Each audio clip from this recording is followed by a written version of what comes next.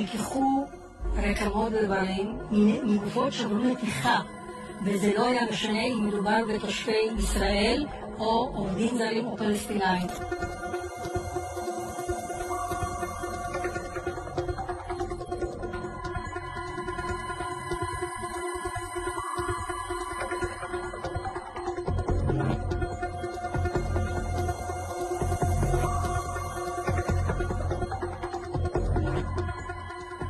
מה אחוז התרומות ביחס לאנשים בישראל? כלומר, איזה אחוז?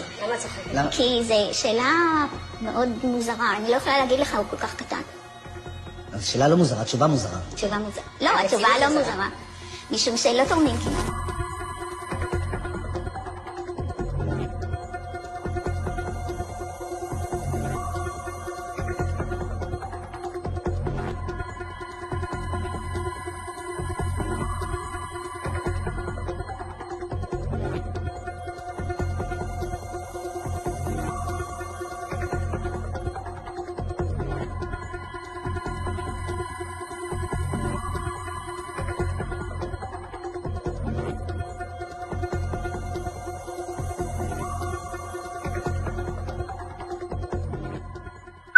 לא נוגעים, משאירים שלם את החייל, מאוד חשוב, אבל לוקחים מאחרים. ממי?